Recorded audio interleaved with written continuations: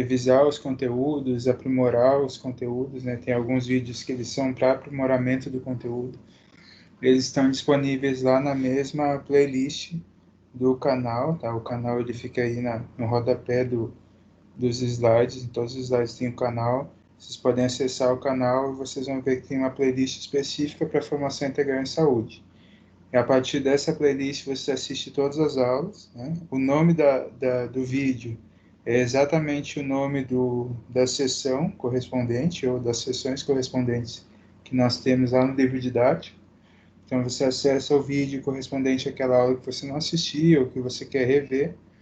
E também tem os vídeos que são de outros canais que eu busco e coloco na playlist para que vocês também possam assistir, que são esses para revisão de conteúdo e aprimoramento de conteúdo, né? Acessem, é importante acessar, é importante que vocês possam revisar, e eu tenho certeza de que vai ser uma ferramenta que vai ajudar vocês não só para a disciplina, mas para a compreensão de outras disciplinas. Como eu sempre falo, a disciplina de formação integral em saúde, a disciplina de saúde coletiva, as disciplinas introdutórias nos cursos, né, que tem esse caráter mais amplo, elas são ferramentas para que a gente consiga compreender disciplinas específicas. Vocês vão ter depois uma disciplina que é específica da aplicação do curso de vocês na saúde coletiva, por exemplo. Vocês vão ter uma disciplina que é de gestão relacionada ao curso de vocês. E essas disciplinas, elas vão ter como pressuposto que vocês tiveram formação integral em saúde, que vocês tiveram saúde coletiva e que vocês já conhecem esses conceitos. Então, é a partir desses conceitos que vocês começam a estudar as demais disciplinas. Então, ela é extremamente importante para que vocês possam ter esse pensamento crítico a respeito do sistema de saúde, por exemplo, e não só do sistema de saúde, porque se vocês forem, a gente está falando de SUS, né, porque é o nosso Sistema Único de Saúde, dentro da formação integral em saúde, mas a gente pode reportar tudo isso que a gente está falando para uma clínica particular, por exemplo. Se você decide abrir uma clínica particular e se você utiliza todos esses princípios, todas essas metas, esses formatos, esses instrumentos de gestão que a gente está falando agora na unidade 4, se você utiliza tudo isso, mesmo em uma clínica particular, você tem certeza de que o resultado ele é mais satisfatório do que sem utilizar nada, né? Às vezes o profissional empreendedor, ele vai lá, ele constrói o seu empreendimento, ele começa a atuar, mas ele começa a atuar sem ter uma ideia de quem é aquela população que ele vai atender. E depois ele fica esperando, e por isso que no país, infelizmente, muitos profissionais empreendedores, eles acabam indo à falência, porque não conhecem o seu nicho de trabalho de fato. E se utilizar os conceitos que vocês estão vendo nessa disciplina, de você identificar qual é o perfil daquela comunidade, o que é que de fato eles precisam, dentro do que eles precisam, o que tu pode oferecer, dentro daquilo que tu não podes oferecer no teu serviço, como é que você pode encaminhar para quem possa oferecer. Você tem essa rede de contatos profissionais, né, que a gente fala em empreendedorismo empresarial, né, empreendedorismo em saúde, a gente fala também de network, né? Você tem isso, você sabe quem são esses outros profissionais, essas outras clínicas que você pode encaminhar, que você pode contar com eles, né? Por mais que você não tenha uma relação direta de, de financeira com essas pessoas, quando você encaminha, você recebe aquele paciente, ele continua sendo seu, porque ele sabe que você estava preocupado com ele, por isso você encaminhou para que ele fosse atendido. Então, um dia ele retorna para você. Isso a gente falando do setor privado em si. No setor público precisa, de fato, ser dessa forma, né? E aí é importante também que vocês atentem a isso, porque vocês conseguem notar, né, ter um olhar crítico do que nós lemos, do que nós conhecemos do Sistema Único de Saúde e do que nós vivenciamos do Sistema Único de Saúde. E aí, com o olhar crítico, a gente consegue identificar o que está funcionando bem, o que está mais ou menos e o que está funcionando mal, perto, né, tendo como base os instrumentos que norteiam o Sistema Único de Saúde, né? Então, quando a gente consegue ter essa visão crítica, isso significa que daqui a pouco vocês estão formando e aí vocês podem ser aproveitados pelo sistema de saúde local como gestores, né? Tem muitos egressos que trabalham na gestão hoje e aqueles que utilizam desses instrumentos de gestão, eles conseguem trazer uma melhoria muito grande para o sistema de saúde, né? Então, o que a gente conta é realmente que o SUS ele passe cada vez mais a ser melhor visto pela população e ter melhores resultados, porque cada vez mais são vocês que estão saindo da graduação, que tiveram esse ensino baseado no Sistema Único de Saúde, que conseguem modificar a história atual, né? Não que a gente replique cada vez aquilo que a gente já tem visto com o passar dos anos. Então, com isso, a gente continua a dar continuidade à nossa unidade 4. A nossa unidade 4, ela fala sobre os planos, né, plano nacional e o plano municipal de saúde, principalmente a seção que nós vamos falar hoje, que é a seção 4.3.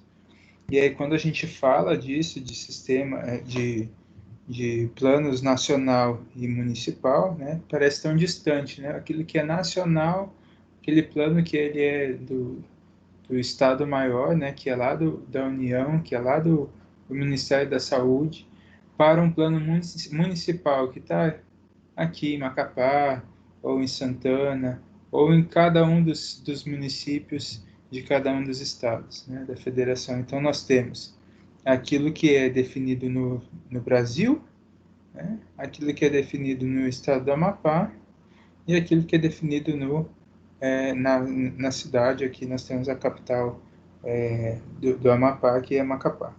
Então, o que é que nós temos aí? Nós temos uma noção de que a organização do orçamento ela se dá a partir da necessidade local e ela vai passar por todas essas esferas aí, né? Tanto o nível tanto a União quanto o Estado e o município precisam ter essa noção do que é feito, de como o sistema de saúde ele precisa ser munido de materiais, de equipamentos, de insumos, de profissionais. Então, mas o Ministério da Saúde ele não consegue fazer isso tudo sozinho, e por isso veio toda aquela ideia da descentralização que a gente já falou, da importância disso tudo, e é aí que entra a questão da municipalização. E aí, quando entra em municipalização, é que a gente fala do plano nacional e no plano municipal. Mas por que ainda fala de plano nacional se é municipalizado agora? Se é algo descentralizado, onde cada município define as suas prioridades? Isso é verdade, cada município ele tem a possibilidade, ele deve definir essas suas prioridades de acordo com os munícipes. Contudo, nós precisamos entender sempre que esse município ele está dentro de um estado da federação que está dentro do estado maior, que é o país, e ele está então dentro que é a União, que quem rege a saúde na União é o Ministério da Saúde. Logo, este capta todas as informações de cada um dos municípios e a partir daí ele elabora um plano nacional de saúde, né? E aí esse plano nacional de saúde ele é bem abrangente, né? Que ele precisa ter como ideia, né? Satisfazer essas necessidades de todos os municípios, né? Mas não é pormenorizado, ou seja, não é exatamente o que cada município precisa realizar, ele é mais geral, né? Então, isso passa para o Estado e passa para o município, sendo que o Estado ele acaba não tendo uma relação tão direta assim, porque é o município em si que vai definir aquilo que vai ser tratado em si naquela região. E aí é que nós temos o papel desse município. Então, a Secretaria Municipal de Saúde ele tem um papel muito grande, muito importante, que é, primeiro, de levantar os dados, né? Aí insere esses dados no sistema, esses dados passam pelo Estado para chegar na União, e lá, a partir de lá, é feito esse plano nacional. Depois isso retorna para que o plano municipal de saúde ele seja elaborado pelo município, né, pela equipe que foi selecionada ali para elaborar esse plano, com base naquilo que é necessidade da população local, mas também tendo como fundamental importância e base aquele Plano Nacional de Saúde. E é sobre isso que a gente vai falar hoje. Quando a gente fala de planejamento de saúde, sistema único de saúde, dentro de plano nacional e plano municipal, a primeira coisa que a gente precisa lembrar sempre, né, é que saúde, né, além daquele artigo, né, que nos diz o artigo da Lei 8080, que saúde é um direito de todos, um dever do Estado. Né? Isso, as pessoas lembram muito bem desse artigo, mas precisa ler os demais artigos. Né? Além disso, fala que não é só o Estado, né? Só pelo fato do Estado ser o responsável, né? As famílias, as empresas, a comunidade em geral, elas permanecem tendo o seu papel, né? Enquanto saúde. Mas quando a gente fala disso, o terceiro artigo da Lei 8080, que é considerada uma das leis orgânicas da saúde, ela vai nos falar no artigo 3º que a saúde tem como fatores determinantes e condicionantes, entre outros, né? Tem outros fatores. A alimentação, a moradia, o saneamento básico, o meio ambiente, o trabalho, a renda, a educação, o transporte, o lazer, o acesso aos bens e serviços essenciais, os níveis de saúde da população expressam a organização social e econômica do país. Né?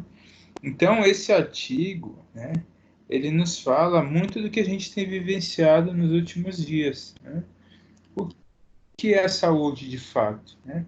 Saúde de fato não significa dizer que a pessoa não tem um diagnóstico de doença. E sim quer dizer que a pessoa tenha alimentação, que ela tenha moradia, que ela tenha saneamento básico, que ela tenha o meio ambiente, né, como um ambiente salubre, né, que ela tenha um trabalho ou uma renda, né, mesmo não tendo um trabalho formal, mas que ela tenha uma renda, que ela tenha educação, o transporte, lazer, acesso aos bens e serviços que são essenciais, e essa palavra é essencial, ela cada vez mais ela está sendo discutida e está havendo uma reflexão em todas as famílias, né? O que de fato é essencial, por que de fato a gente precisa sair, né? No meio de uma quarentena, né? Ou agora, que está acabando hoje, né? No meio a um lockdown, né? Por que a gente tem que sair? Quais são esses serviços essenciais? Né? Então, o que é essencial de fato? Tem relatos de pessoas que tendo o que comer em casa, né? Pessoas próximas, assim, relatando, não, eu tenho que comer em casa, mas eu vou sair porque eu quero comer uma coisa diferente. E esse sair porque quer comer alguma coisa diferente, né? Esse essencial, será que é tão essencial assim? E aí a gente vê que as pessoas estão brigando porque tem uns que não têm a renda, né? Que apesar de não ter um trabalho formal, também não tem uma renda garantida, e a renda que foi fornecida pelo, pela política, né? De dar a questão do auxílio, ela não foi suficiente para algumas famílias, aí o que é que a pessoa faz? A pessoa tem que sair e se arriscar. Mas aí é uma outra noção de essencial, né? São dois essenciais aí que a gente já precisa começar a colocar na reflexão, que de fato é essencial. Essencial é aquele que sai porque ele precisa trabalhar, ou é aquele que sai porque ele vai comprar alguma coisa diferente para comer, ou que ele sai porque o dia dos namorados está chegando, ele quer sair para comprar alguma coisa, ou ele sai porque ele quer correr, ele está muito estressado, ele quer jogar futebol na rua, quer correr, quer andar de bicicleta. O que é o essencial? Isso também a gente precisa entender. Melhora a saúde mental? Melhora, com certeza, mas é o momento de utilizar esta ferramenta para melhorar a saúde mental. Não existem outras ferramentas que são mais adequadas no momento.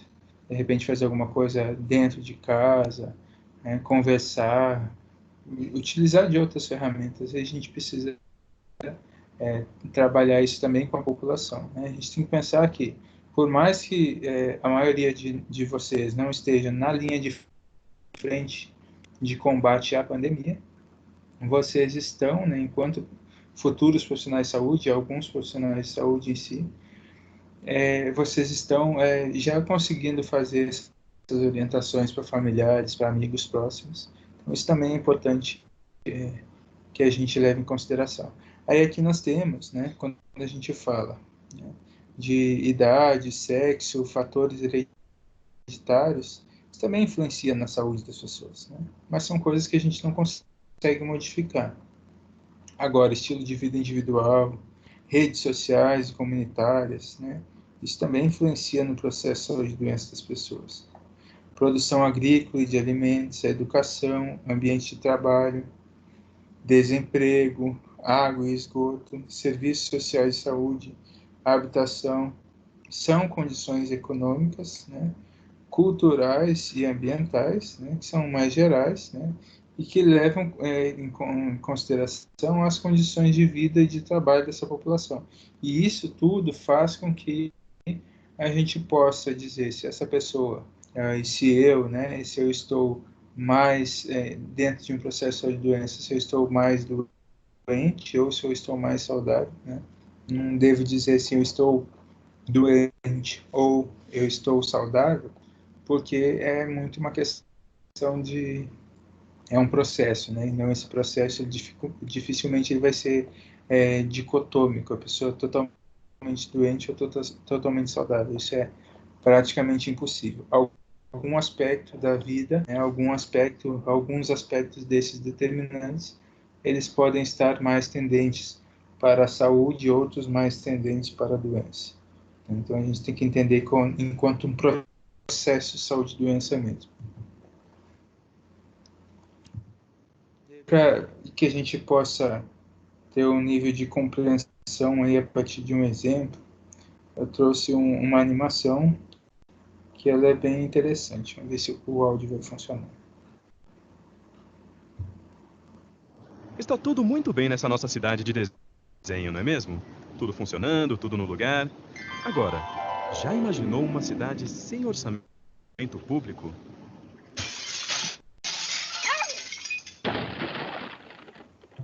Você sabe por que isso acontece? E você sabe o que é orçamento público e por que ele é tão importante? Então está na hora de aprender.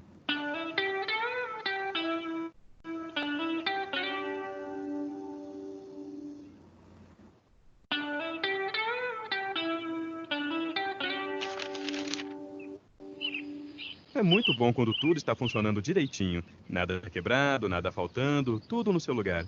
Mas a verdade é que nem sempre é assim. Veja o exemplo do Cadu. Já está há mais de 2 horas esperando por atendimento neste posto médico. Já disseram para ele que ali falta gás, gesso, remédios e que o número de médicos e enfermeiros é insuficiente para atender o tanto de gente que chega buscando ajuda. E sabe como ele foi parar ali? Há anos que prometem construir uma quadra de esportes para o pessoal poder jogar futebol. Como até hoje essa quadra não virou realidade, Cadu e seus amigos batem bola num terreno baldio mesmo, em péssimas condições. Bastou um buraco no caminho do nosso craque e pronto, pé machucado. E corre todo mundo com o coitado do Cadu pro posto de saúde. E o jogo ainda estava 0-0. Todos esses problemas, a falta de espaços de lazer adequados, o posto de saúde que não tem nem material nem funcionários suficientes, a escola que não recebe dinheiro para reformar suas instalações, tudo isso tem a ver com orçamento público. Mas as coisas boas também têm a ver com orçamento público. O caminhão de lixo que passa todo dia, a iluminação das ruas à noite, o treinamento dos bombeiros para socorrer as pessoas. Para prestar esses serviços e manter as nossas cidades funcionando, o governo precisa de dinheiro. Por isso, ele arrecada recursos que, em sua maior parte, vêm dos tributos que a população paga. Todas as pessoas pagam impostos. É com esse dinheiro que o governo tem que resolver os problemas da população. Por exemplo, construir postos de saúde, comprar aparelhos de raio-x, remédios, contratar médicos e enfermeiros, tudo que o Cadu agora sabe muito bem como faz falta. O orçamento público é o documento que mostra quanto de impostos, taxas e contribuições o governo recolhe e quanto ele gasta em cada área. Então, agora você já sabe. O orçamento público mostra duas coisas importantes: quanto o governo arrecada da sociedade e como ele gasta esse dinheiro. No Essa noção ela é importante para que a gente possa ter compreensão dos planos, né, tanto nacional quanto municipal, que sempre estão relacionados diretamente ao orçamento, né, daquilo que o orçamento em si, ele vem justamente para que a gente possa executar esses planos. O Plano Nacional de Saúde, que eu falei para vocês lá, que é elaborado pelo Ministério da Saúde, né, é um instrumento básico do Pacto pela Saúde que a gente falou na aula passada. Nós falamos tanto do Pacto pela Saúde, entrando ali nos demais pactos que são importantes dentro do Pacto da Saúde. Só que esse plano nacional, ele é estruturado em duas partes, né? E essas duas partes, elas são as seguintes. Primeiro, eu preciso fazer um diagnóstico da situação que nós temos, no caso, no país, né? Então, primeiro é o levantamento de todas as informações que são importantes, né? Isso é feito nessa primeira etapa do Plano Nacional de Saúde. E até falo para vocês, anotem aí, que pesquisem o Plano Nacional de Saúde que está em vigência, né?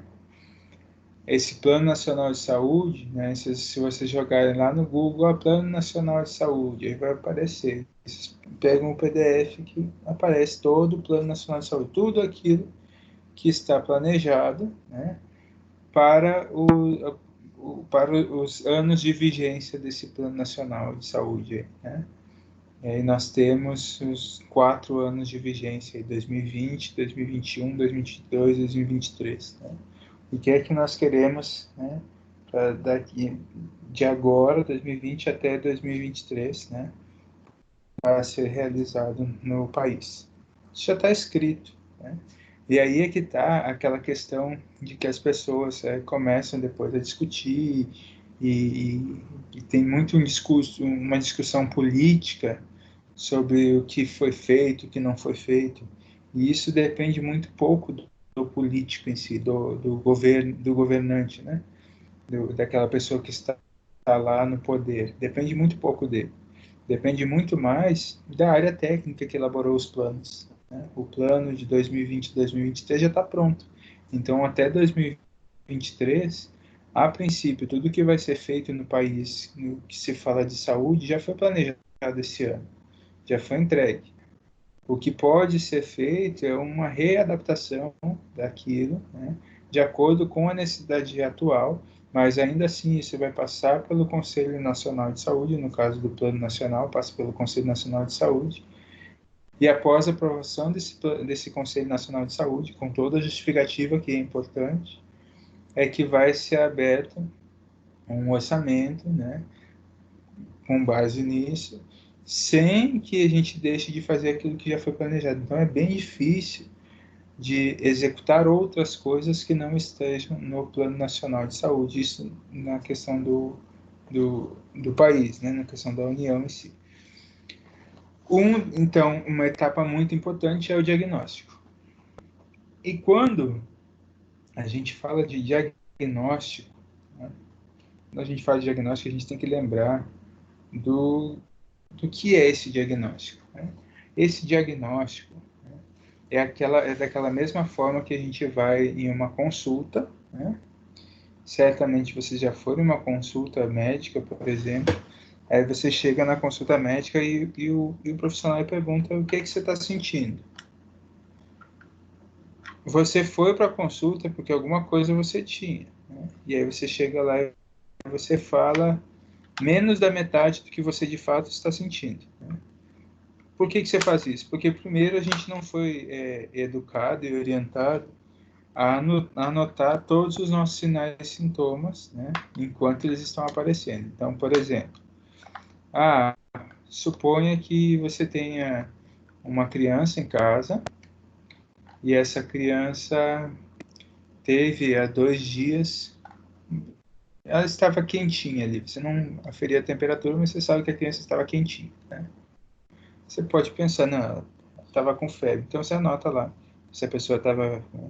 Pode anotar lá que ela estava quente há 2 dias, né? Aí coloca entre parênteses a febre, porque você não sabe. Aí depois você vai, procura e tal, você vê que essa criança, ela teve coriza, né? O nariz estava escorrendo há um dia ou há 3 dias, o nariz estava correndo, mas passou, não está mais escorrendo. Mas você anota lá no caderninho, teve coriza, teve febre, né? Aí de uma hora para outra, essa criança começa a apresentar diarreia, né? Aí teve diarreia. Pode ser que comeu alguma coisa diferente. Você não liga, você só diz, não, é isso aí. Você não liga. O ideal é anotar. Então, se você tivesse anotado desde o início, você teria 3 informações importantes aí: a coriza, a febre e a diarreia. Se essa criança tem 3 episódios de diarreia, isso já é importante levar ela no pronto atendimento, né? Porque você precisa hidratar, você precisa, né, repor eletrólitos. Então, mas se você vai para esse pronto atendimento e você fala e pergunta o que a criança tem, você fala, ela está com diarreia. Aí o que vão fazer? Vão colocar a criança no soro, vão pedir hemograma, vão fazer um monte de outra coisa e a criança vai voltar para casa. Sendo que, somado com esses sintomas que a gente falou antes, mas com algumas perguntas de anamnese, por exemplo, se ela teve contato com alguém que teve a Covid, se tem alguém próximo, né, se desconfia que possa, se mais alguém em casa teve um desses sintomas, se ela reclamou da cabeça, se apareceu alguma manchinha no corpo. Se a gente começa a investigar isso, aí a gente pode ter uma conduta muito diferente daquela conduta inicial. Por que eu estou falando isso para vocês? Porque quando a gente fala de diagnóstico da União, tá, para elaborar o Plano Nacional de Saúde, eles precisam saber as condições reais de saúde dessa população. O que isso significa?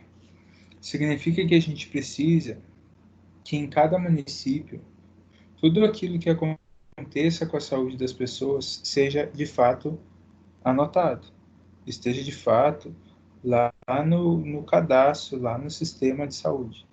Tá?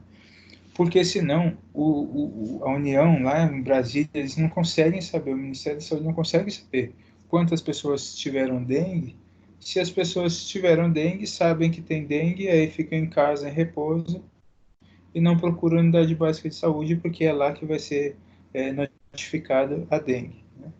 Mas é algo tão comum aqui na nossa região, por exemplo, a dengue, né? As pessoas sabem o que fazer com a dengue, as pessoas sabem o que fazer com a malária, as pessoas sabem o que fazer, né? E aí elas nem procuram o sistema de saúde. Por que ela não vai procurar o sistema de saúde? Porque ela vai achar o seguinte, não, se eu procurar, vamos passar isso e isso aqui. Mas se eu já tenho isso em casa, eu tenho acesso, eu tomo chá e eu resolvo isso sem ter que ir no sistema de saúde. Tudo bem, você consegue, você salvou a sua vida. Porém, jamais virá do lado do governo federal um financiamento para essas doenças, porque elas são subnotificadas. E essa subnotificação pode ter um erro somente do gestor? Pode, mas isso você sabe que não é a realidade. Se a pessoa não procura, ela se cura em casa sozinha, né? A pessoa começa a falar assim, não, isso eu curo sozinho em casa. Cura sozinho em casa, mas não vai vir financiamento depois, porque não teve o caso, então não tem como o Estado saber o que acontece. Então, para isso, a gente precisa saber quais são as condições de saúde dessa população, né? Quando as pessoas batem na porta da casa, batem lá o pessoal do IBGE, bate na porta da casa e pergunta para vocês, qual é a renda da família? Aí você vai lá e fala a renda da família. Tem gente que mente, fala, não, a renda da família aqui pessoal, tudo é granado, coloca lá mais 2 vezes o valor, 3 vezes o valor, só para não passar vergonha na frente do, do, do, do entrevistador. Aí o que vai acontecer? Vai aparecer lá para o resultado que não precisa de auxílio para famílias que moram nessa região, porque as pessoas têm dinheiro, né? Então a gente precisa levar essa renda para outras localidades. Aí outra coisa que é importante também, pergunta quantos cômodos tem, mas não informa a pessoa o que é cômodo na casa.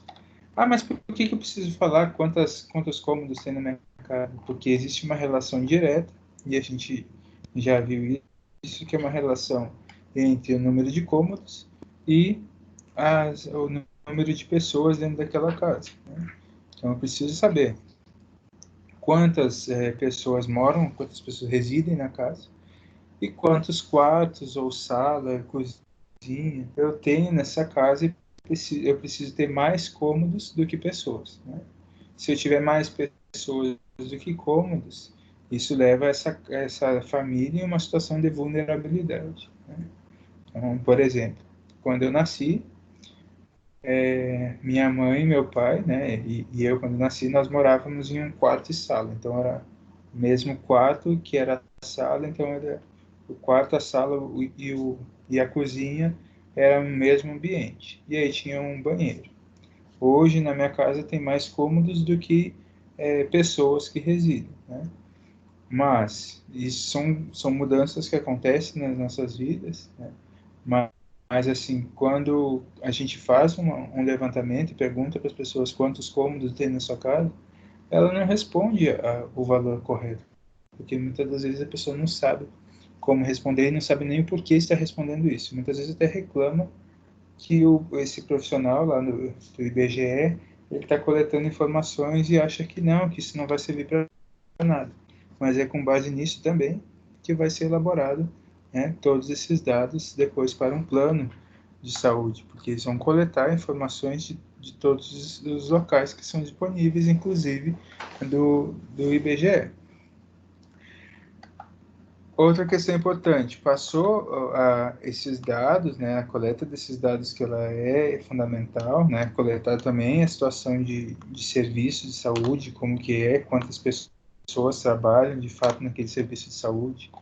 E aí tem muito isso também, que o pessoal vai lá, quem é da área da saúde já deve ter visto, que nós temos muitos funcionários fantasmas, né?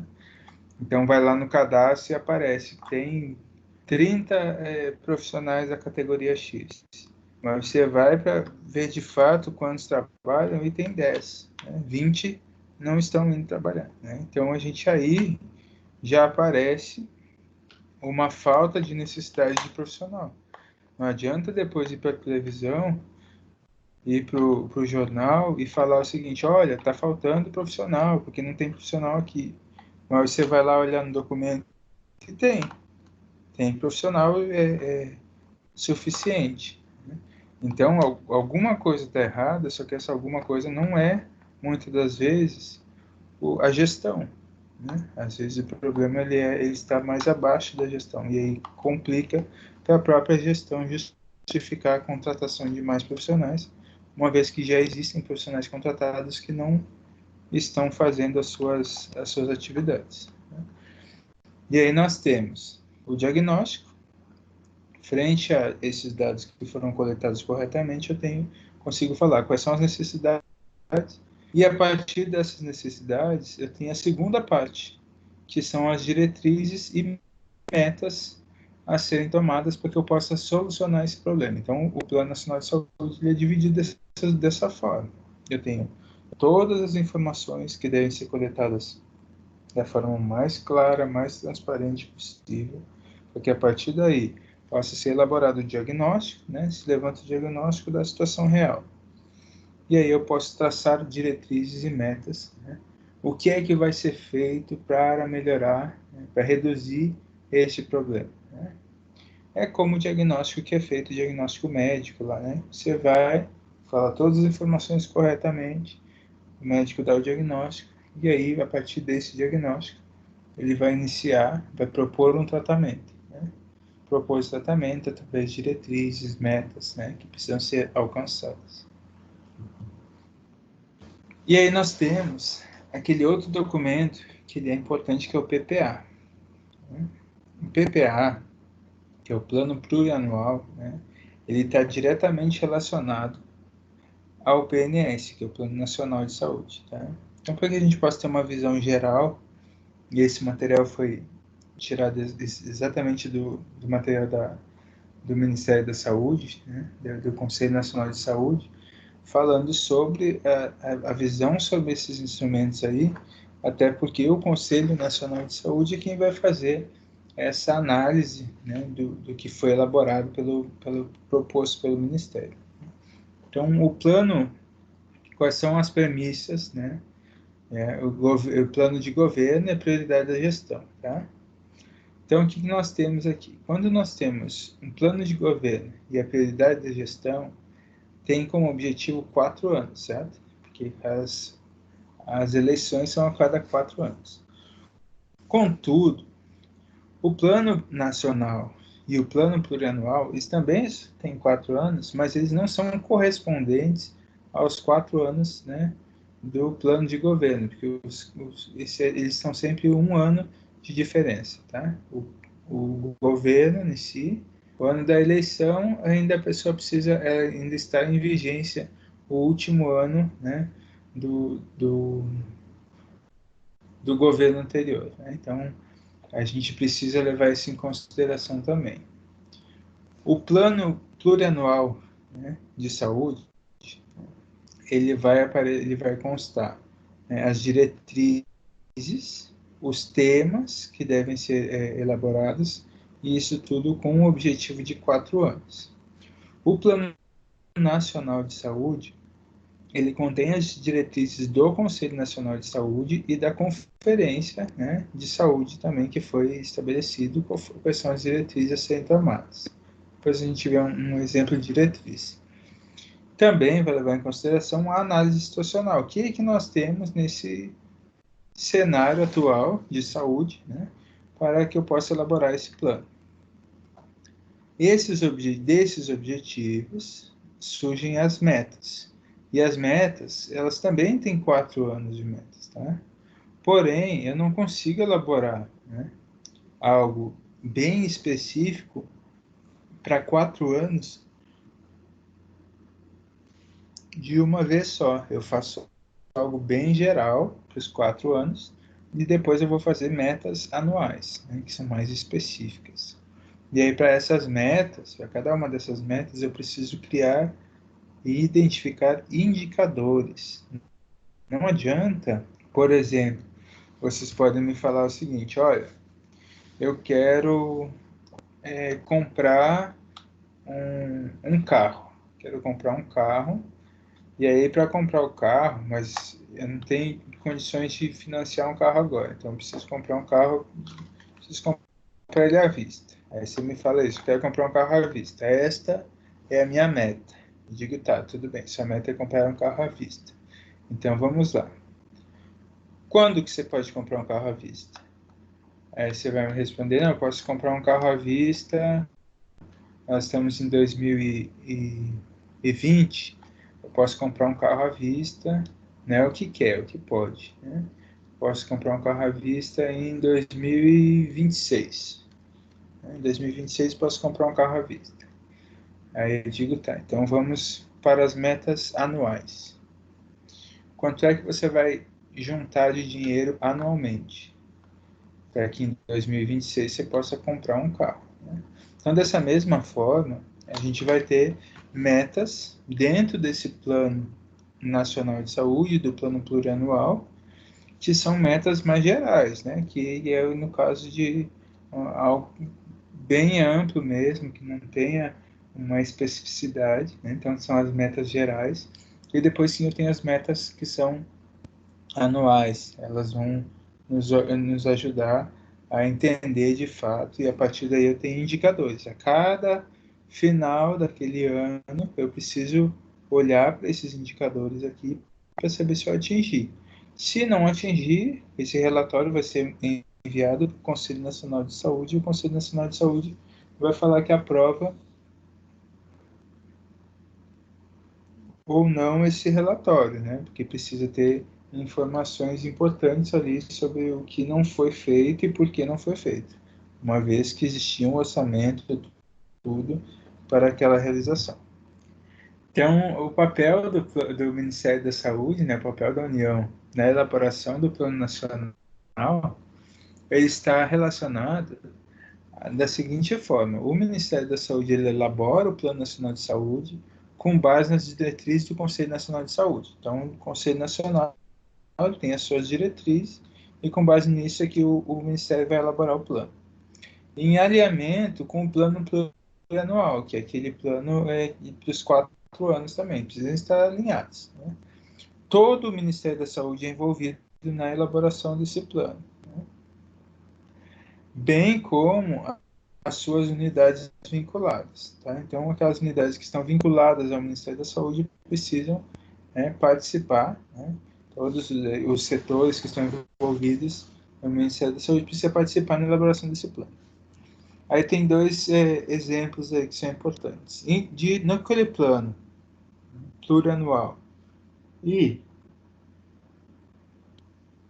no Plano Nacional de Saúde, né, de vigência 2016-2019, ou seja, os 4 anos, é o ano de 2016, o ano de 2017, o ano de 2018, o ano de 2019. Tá? Ele é válido pelos 4 anos. Foram alinhados pelos objetivos, metas e indicadores e iguais em ambos os instrumentos. No que está em vigência, que é o 2020, 2021, 2022, 2023, então é o plano 2020-2023, considerando a nova metodologia do PPA, que é o plano, né, plurianual, que ela é mais concisa, os instrumentos eles estão alinhados por meio dos objetivos. Tá? Então não tem uma relação tão direta assim como tinha antes, com o plano nacional apresentando o detalhamento no nível tático. Então é o plano nacional que vai aparecer todo aquele detalhamento. O Plano Nacional de Saúde tem a sua programação anualizada por meio da Programação Anual de Saúde e ele é monitorado a cada 4 meses por meio dos relatórios quadrimestrais.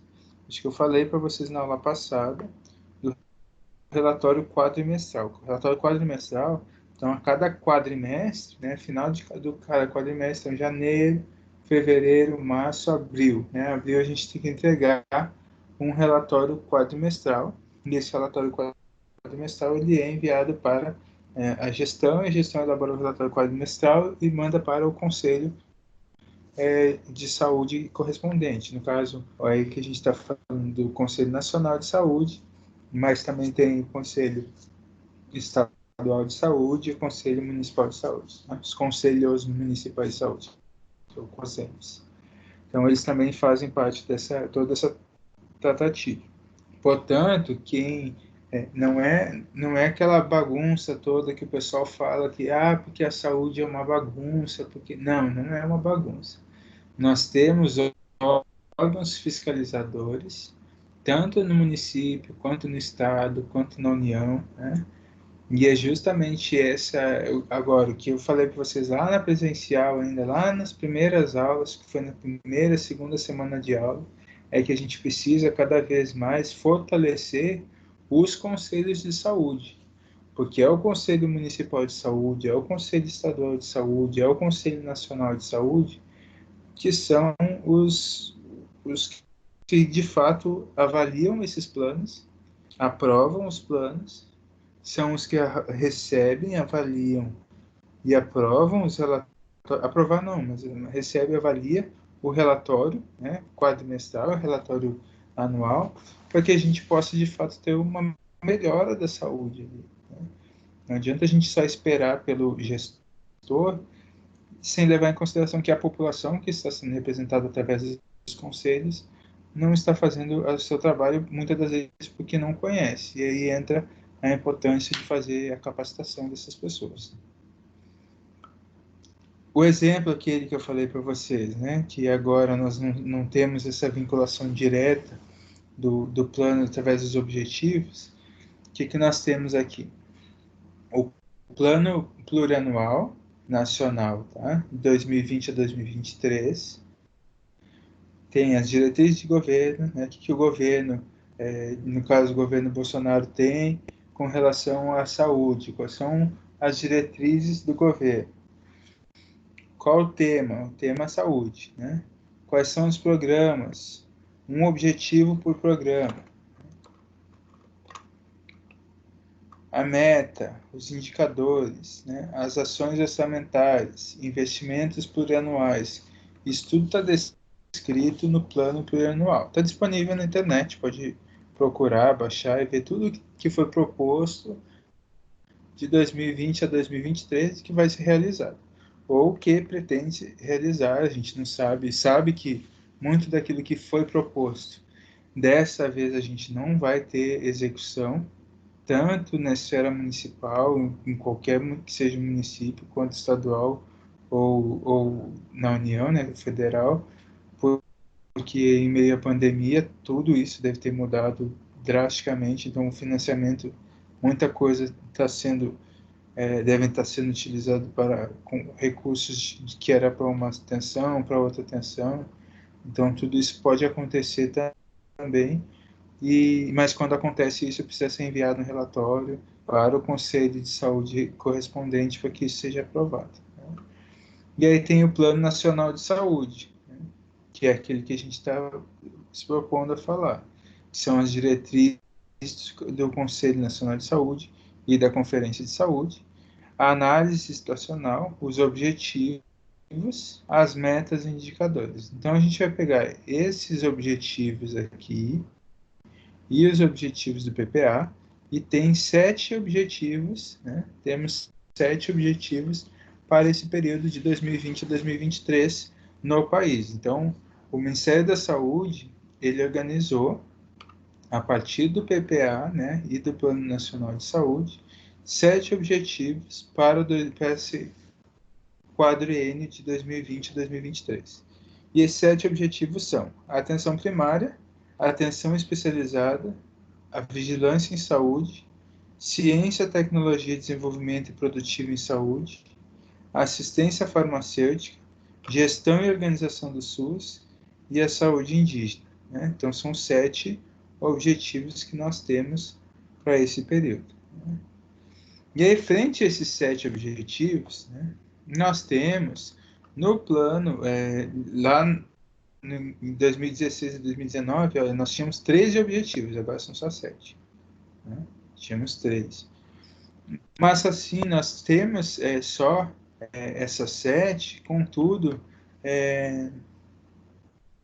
nós temos outros, né, outras formas que vão contribuir para melhorar esses objetivos, né, através das metas. Por exemplo, a atenção primária à saúde. O que vai ser feito na atenção primária? Vai se melhorar o acesso e melhorar as redes de atenção à saúde. A rede de cegonha, a rede de atenção à saúde voltada na própria questão do cuidado em rede desse terceiro da família. Isso tudo está previsto, né? Cuidado através das redes. No caso da atenção especializada, para quem que vai ser essa atenção especializada? Eles estão propondo a atenção especializada para os ciclos de vida. Para quem não aprofundou o conteúdo ainda em ciclos de vida, é aquilo desde do neonato, a criança, o adolescente, o, o adulto, né, o idoso, todos eles são ciclos de vida. Tá? Então é para todos essa relação, essa atenção especializada. A vigilância em saúde, ela por si, bem como o complexo produtivo, né, na ciência e tecnologia, ciência farmacêutica. Mas aí nós temos um outro aqui que ele é bem amplo também, que é a gestão e organização do SUS. Né? Nele, né, nessa gestão e organização do SUS, nesse objetivo, abrem metas que são extremamente relevantes aqui, ó. A educação e saúde, a relação federativa, o controle social, o padrão de gasto, a vigilância sanitária através da regulação, a saúde suplementar, também a regulação dela. Então, tudo isso está relacionado a esse único objetivo aqui, que é a gestão e organização do Sistema Único de Saúde, bem como a saúde indígena, que também é um objetivo. Então, aparentemente, nós tínhamos só esses 7 itens, mas esses 7 itens eles são desdobrados em outras questões que são importantes. Né? Essa programação, esse Plano Nacional de Saúde, ele tem várias metas por objetivo. Né? Tem a programação anual, os relatórios quadrimestrais e os relatórios de gestão, que são os RAGs, que são relatórios anuais de gestão, eles estão relacionados a que a gente possa comprovar depois, enquanto gestor, o que foi feito e o que não foi feito é justificar o porquê não foi realizado. Tá? Porque aquilo que está sendo feito agora e que vai ser feito no ano que vem, no próximo e no outro ano, né? 2020, 2021, 2022, 2023, isso tudo já foi planejado e já foi informado. Olha, vai ser dessa forma. E agora a gente precisa ir fazendo os relatórios. Já ao fazer relatório, precisa sempre olhar aqui para os indicadores. Olha só que interessante que a gente consegue identificar. Vamos pegar um exemplo aqui, que é da atenção primária à saúde. Esse aqui é o programa que eles falam, né, no plano. Cada um dos programas, ó, programa, atenção primária, especializada, vigilância, assistência farmacêutica, desenvolvimento científico, gestão, organização, proteção e promoção da saúde indígena. Tá? Cada uma daquelas 7 que a gente viu antes, elas estão aqui agora nesse quadro esse esquemático. Né? Então, nesse primeiro azul aqui, nessa primeira linha, nós temos a atenção à primária saúde,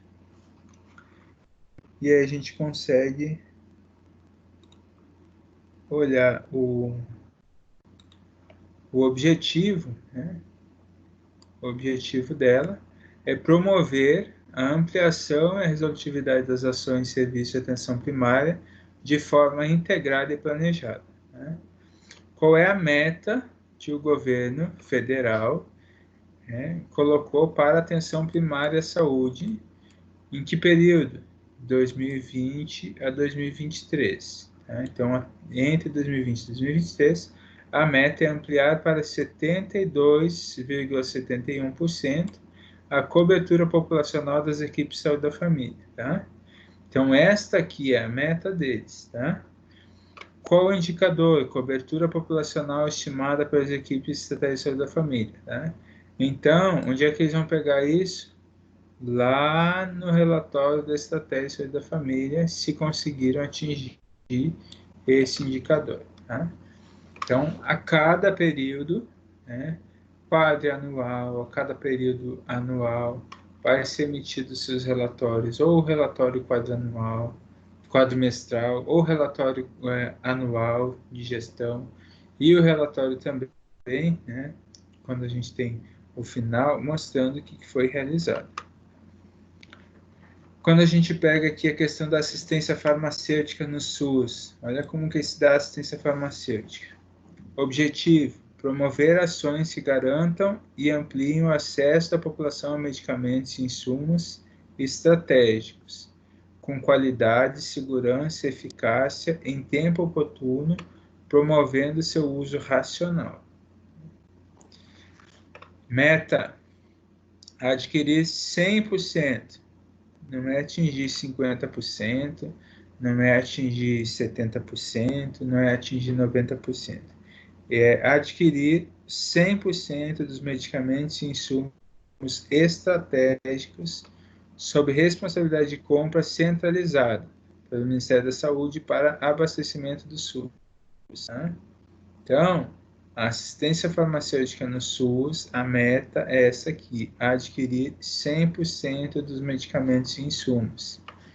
Qual o indicador? Percentual de aquisições de medicamentos e insumos estratégicos em relação à programação. Qual o problema que nós temos com relação à assistência farmacêutica? Façam uma reflexão aí. Está sendo adquirido 100% pelo Ministério da Saúde, como foi planejado? Tem que ser feita essa reflexão também aí, né?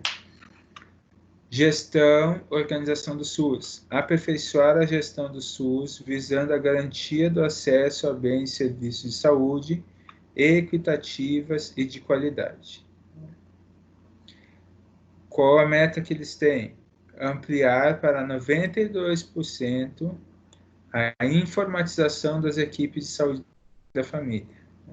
Informatização. Como é que está a questão da informática nessas unidades, né, de estratégia de saúde da família, nessas equipes? Nós temos equipes de estratégia de saúde da família em regiões que não têm energia elétrica o dia inteiro. Vocês acham que vai chegar o computador lá, que ele vai funcionar a internet, né, através da informatização? Não vai. Então, a gente precisaria entrar aí uma outra questão importante também, que é lá anterior a isso, que é a questão do diagnóstico, identificar como é que estão essas equipes, onde é que elas estão localizadas, o que, além disso, é importante. Existem outras metas aí, né? Tem outras regiões também do governo que vão resolver esses problemas, que são questões já intersetoriais. Percentual de equipes, então, de saúde da família que são informatizadas é o indicador. Então, o que precisa ficar claro aqui? Que dentro do programa eu tenho objetivos. E esses objetivos, eles aparecem de uma forma ampla, né? Contudo, as metas, elas são bem específicas. 46% do índice de transporte de órgãos e tecidos realizados. Ó, isso aqui é bem específico, 100% de imunobiológicos, né? Fomentar um total de 500 pesquisas científicas. Né? Então, nós temos aqui ampliar para 60% a proporção de crianças indígenas menores de 1 ano com acesso à consulta preconizada pelo crescimento e desenvolvimento. Né? Então, nós temos metas que são bem específicas, né? Diferentes objetivos, que são mais amplos. Né? Fortalecer a proteção, promoção e recuperação da saúde da criança indígena. Aqui pode ter um monte de coisa. Não é verdade? Eu posso fortalecer a proteção, promoção e recuperação da saúde do indígena, né, da criança, de várias formas. Né? Então, só o objetivo não basta. Preciso criar uma meta. Essa meta ela vai ser mais específica. Que meta que eles escolheram? Ampliar para 60% a proporção de crianças indígenas menores de 1 ano com acesso às consultas preconizadas pelo Crescimento e Desenvolvimento, que é o CED, né, Crescimento e Desenvolvimento, né, Infantil, e a gente vai ter essa relação. 60% dessas crianças menores de 1 ano precisam estar, né, consultando de acordo com esse material, né, o índice lá de crescimento e desenvolvimento. Isso é muito mais específico do que somente falar que é fortalecer a proteção, a promoção, a recuperação da saúde da criança indígena. Então, eu vou ter esse indicador, que é a proporção de crianças indígenas menores de 1 ano com acesso às consultas preconizadas. Né? Então, sempre o indicador vai ser utilizado para rever se a meta foi atingida. Tá? Então, o indicador ele vai rever se a meta foi atingida. E o que seriam essas leis, diretrizes ornamentárias, leis orçamentárias, né, que são as conhecidas, e aí o pessoal fala muito, não, porque tem a LDO, porque tem a LOA, o que é isso LDO, o que é isso LOA, para que serve esse negócio, o que eu tenho a ver com isso, que eu não faço contabilidade, se eu escolhi a área da saúde, porque eu não gosto de matemática, não quero saber de calcular nada de lei orçamentária, não quero fazer direito, então não quero ficar longe disso. Essa lei de diretrizes orçamentárias e a lei orçamentária anual, né, elas são as leis que orientam, né, o que é que vai poder ser realizado ali, porque é onde nós temos o financeiro, o que vai chegar de recurso a partir daquela lei. Né? Então, o que eu preciso entender é o seguinte: essa relação aqui, né, do PPA, que é o Plano Plurianual, com a LDO e a LOA. Eu preciso entender essa relação deles. O Plano Plurianual, né, que é o PPA, é um instrumento de governo que estabelece, a partir de programas e iniciativas, quais são os recursos para todos os setores, né, no período de 4 anos, na perspectiva de integração entre o planejamento e o orçamento federal. Ou seja, é a partir desse plano, né, plurianual, que eu vou olhar para essa lei, para que eu possa me orientar ali e depois executá-la. Né? Então, eu tenho a LDO, né, que é a Lei de Diretrizes Orçamentárias, ela vai determinar quais são os preceitos necessários para a alocação dos recursos no orçamento, a fim de garantir a realização das metas e objetivos definidos pelo plano plurianual. Né? Então, essa lei, ela vem mostrando assim, tem tantos milhões que podem ser utilizados para assistência farmacêutica. Aí você vai lá e olha, faz todos os cálculos e vê que vai dar que tem quantidade que vai cair na conta, vai ser a quantidade que a gente vai precisar. Mas às vezes não é, e aí precisa adequar, precisa pedir, né, uma outra complementar, ou vai com, com auxílio, então precisa ser reorganizado isso. Mas o que muitas das vezes mais acontece é que tem mais recurso na LOA do que de fato está no plano. É porque o plano não foi bem elaborado assim. Né? Então, a lei orçamentária anual, né, estima as receitas e estabelece as despesas para o exercício financeiro, permitindo avaliar quais são as fontes dos recursos públicos e quem são os beneficiários desses recursos. Então, ela é mais a miúde também, ela é mais específica do que a LDO em si, que é. Então, o que nós temos aí?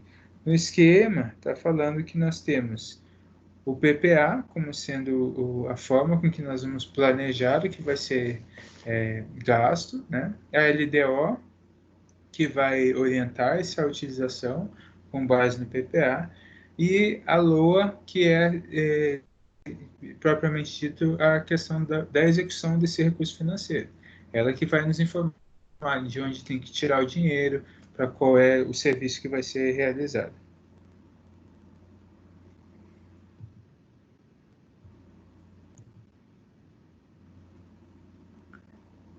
Nós temos em tramitação no país uma questão aí que vai modificar muito do que a gente está vendo hoje.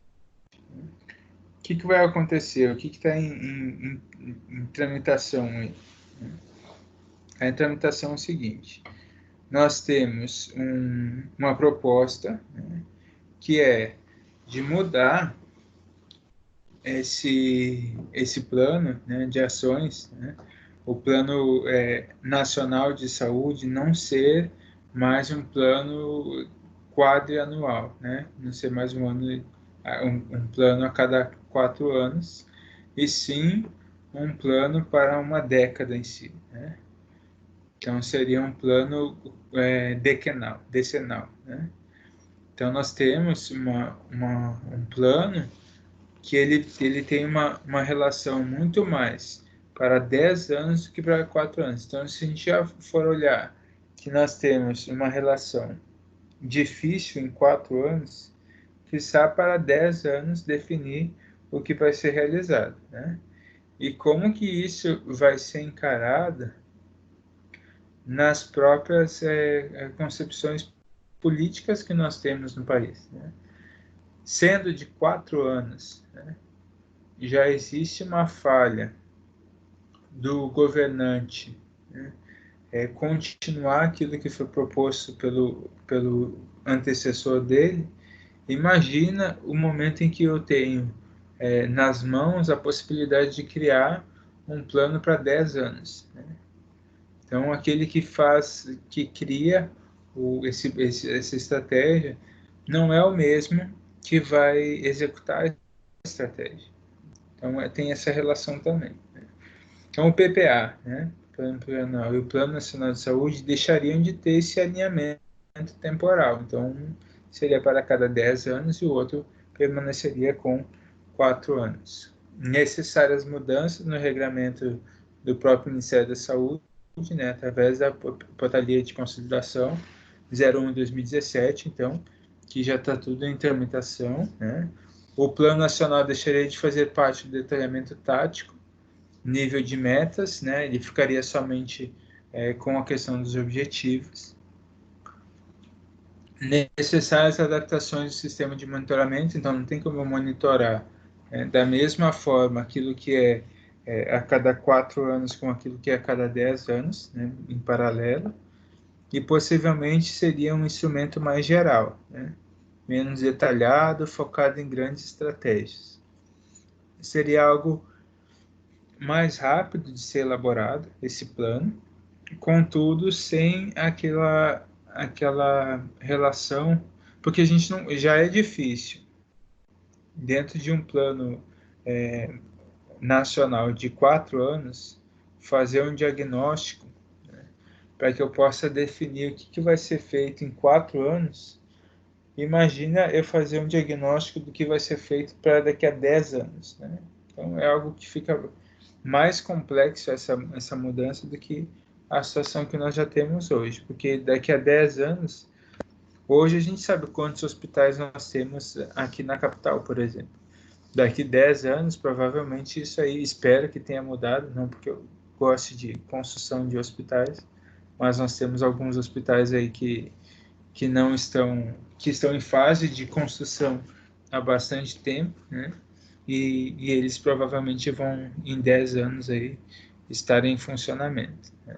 Para mim, a concepção de mais unidades básicas de saúde seriam bem mais viáveis. Mas se julga, né, a importância de novos hospitais, eu acho que é muito mais a questão de reformalização, reorganização do serviço do que nós já temos hoje, do que simplesmente a construção de outros, né? Fosse para construir, substituir, talvez a gente poderia rever essas questões. Agora, só construir outros, né, e permanecer da mesma forma, o que já está, talvez não seja a melhor relação. Além do plano nacional, nós temos o plano municipal de saúde, que é cada município, né? Então, aquela imagem que nós tínhamos no início da aula, né, ela vem agora mostrando que cada município aqui vai enviar, né, as suas necessidades, né? E com base nisso, para que a gente possa ter uma estratégia melhor resolvida. Então, é dividido, né, esse plano municipal de saúde, né? Ele define a responsabilidade da esfera municipal, a situação de saúde dos seus munícipes, então, a necessidade de daquela região específica. Então, é através dela que a gente define primeiro a equipe de trabalho que vai realizar o plano municipal de saúde. A equipe de trabalho realizando esse plano municipal, ela precisa elaborar a análise da situação, né? Então, através dessa elaboração da análise da situação de saúde, do município, né? Então precisa ser feito algo bem organizado, e aí entra muito a questão da própria estratégia da família. Ela auxilia muito nessa elaboração da análise da situação de saúde do município, né? Que são certamente os profissionais que mais têm dados ali fiéis, né, fidedignos daquela população.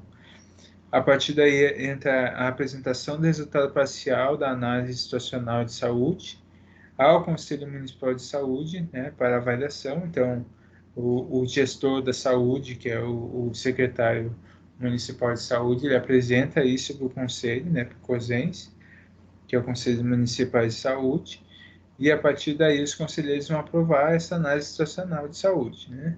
Vão discutir, né, o que é necessário, vão informar o que precisa além daquilo que está sendo proposto. Então, esses conselheiros, eles precisam estar muito bem instruídos com relação ao seu papel, né? E aí eu falo novamente, é importante participar. Eu falei para vocês lá no início, olha, gente, quem de vocês faz parte da associação de bairros? Quem de vocês já discutiu sobre melhoria de alguma coisa na sua rua, né? Esse grau de importância que nós temos que ter para com o coletivo, ele é extremamente importante para o sistema de saúde. Porque aquele que vai representar lá no Conselho Municipal de Saúde, talvez ele não seja uma pessoa capacitada para isso. Pode ser até uma pessoa tecnicamente capacitada muito bem na sua área, né, se fosse o caso, mas não necessariamente é uma pessoa que conheça a realidade local, que conheça a necessidade, identificar a necessidade da população, e aí pode estar lá simplesmente porque foi indicada, estar lá sem uma relação de vontade ali posta, uma vontade de melhoria da situação de saúde das pessoas. Priorizar os problemas identificados nessa análise da situação de saúde, definição das diretrizes do Plano Municipal de Saúde, formulação dos objetivos, das metas e das ações do Plano Municipal de Saúde.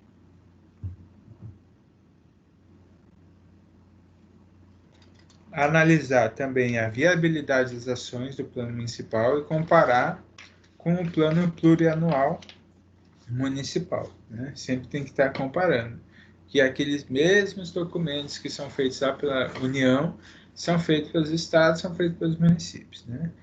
Elaboração da previsão orçamentária do Plano Municipal de Saúde, então com base lá na LOA, né?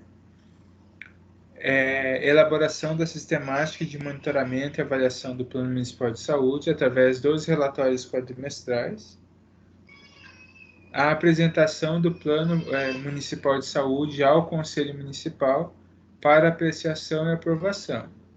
Publica-se, então, a resolução do Conselho Municipal de Saúde, que aprova o Plano Municipal de Saúde em órgão e veículo oficial de comunicação. Então, o Conselho Municipal de Saúde ele vai aprovar, né, esse Plano Municipal de Saúde através da publicação da resolução dele lá num num veículo de comunicação. Então, assim que a gente fica sabendo o que eles estão aprovando, né?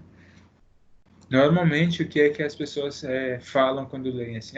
Porque o plano municipal foi,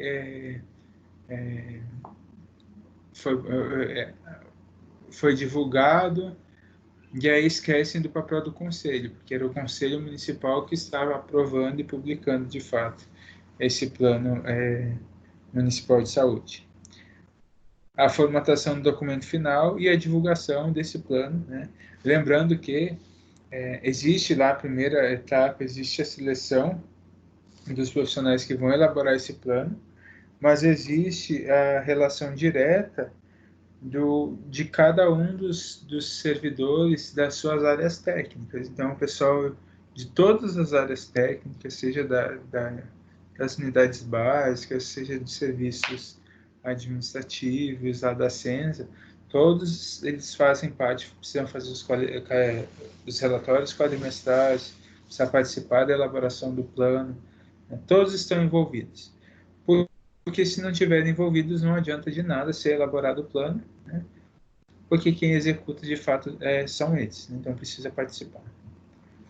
Um exercício de fixação, né, que eu trago para vocês hoje é o seguinte: vocês vão fazer uma carta. Uma carta não precisa ser uma carta muito grande, não. Pode ser 4, 5 folhas, onde vocês vão. As folhas é brincadeira, tá, gente? Vocês vão elaborar uma carta para o Até ministro no da decreto Saúde. já fez 5 folhas, professor. É rápido, é só 5 folhas. Vocês vão escrever uma carta para o ministro da Saúde, tá? Com cópia para o secretário estadual e municipal, tá? A respeito do Sistema Único de Saúde, né? Não precisa enviar a carta, vocês vão escrever a carta para ele, tá? Então, a carta vocês estão direcionando a mesma carta para os três, né? Para as três esferas. Né? O que vocês vão fazer nessa Professor, carta? mas se eu botar o nome do ministro da Saúde e ele sair de novo, já colocaria outro. Não tem problema, pode escrever ao senhor ministro da Saúde. Aí, se você estiver escrevendo a carta, enquanto está escrevendo, mudou, você risca o nome dele e coloca em cima o nome do próximo. Tá bom. Aí, o que você vai fazer? Você vai colocar no texto, tá? As características dele. Ele tem que ser um texto descritivo, argumentativo, com expressão de opinião, tá? Mas não é uma expressão de opinião assim, eu não gosto do SUS, eu gosto do SUS. Não.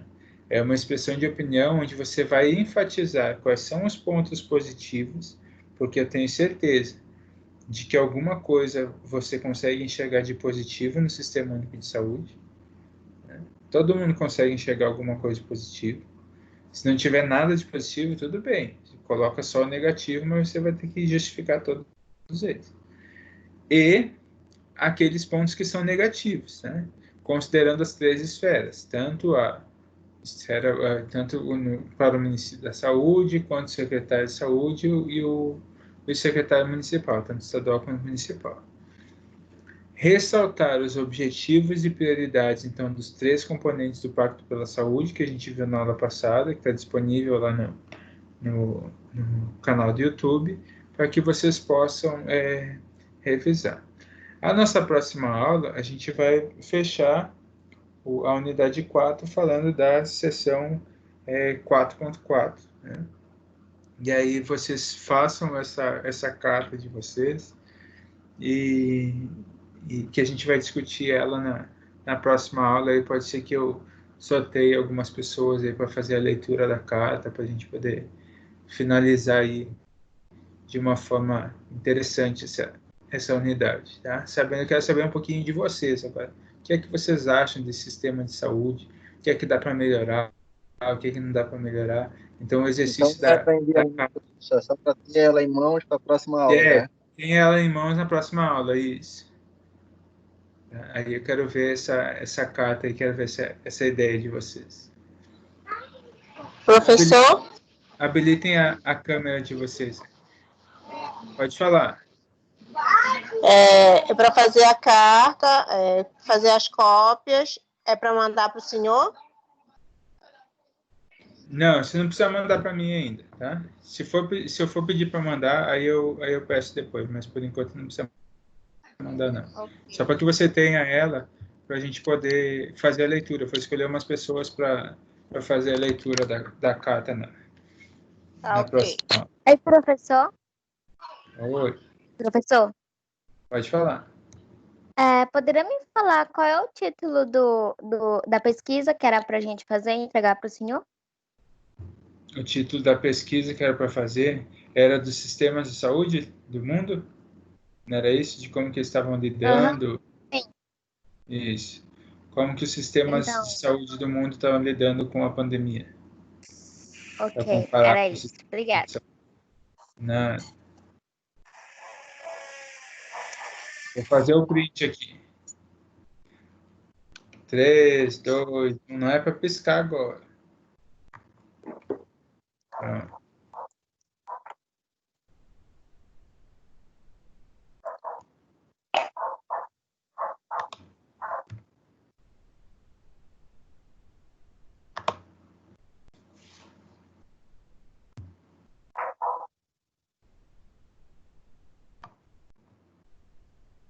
Já fiz.